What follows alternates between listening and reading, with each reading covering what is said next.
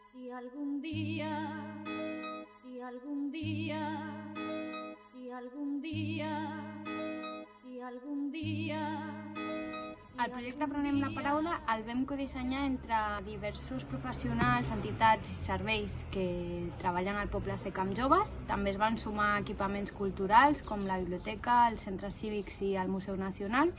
I el nostre objectiu amb Aprenem la Paraula era fer un cicle d'activitats prou ampli perquè interpel·lés els joves i les joves amb diverses disciplines artístiques, literàries, etc., per, a través d'aquests tallers, treballar la prevenció de les violències masclistes i LGTBI-fòbiques des d'una perspectiva feminista.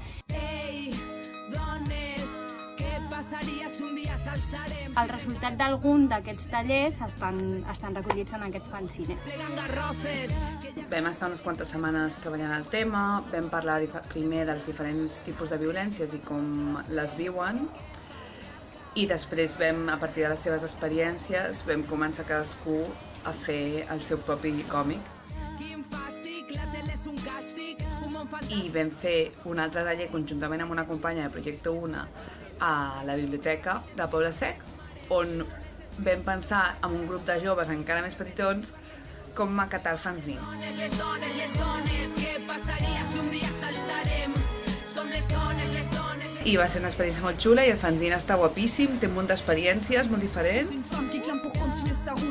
l'any passat nosaltres vam anar al centre masculinitat i em va agradar parlar i em va agradar molt.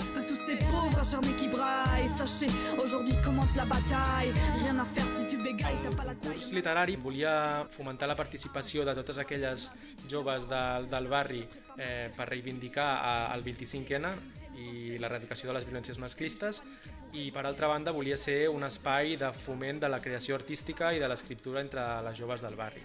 El que vam fer va ser crear diferents categories per edat perquè les joves es poguessin presentar, i els hi vam donar a les diferents categories noms d'escriptores conegudes al llarg de la història. Les alumnes i els alumnes de l'IES Consell de Cent van visitar el Museu Nacional per descobrir la col·lecció d'art modern des d'una òptica feminista i de gènere. A partir d'aquesta visita vam fer un taller de memes aquí al museu i nosaltres també vam organitzar la clausura d'aquest cicle d'activitats amb un espectacle de teatre fòrum conduït per la cooperativa Nus Teatre, un espectacle sobre violències masclistes i LGTBI-fòbiques. Una persona era el narrador i l'altra feia el paper de totes les situacions. També el públic, que eren altres alumnes d'altres escoles, interactuaven.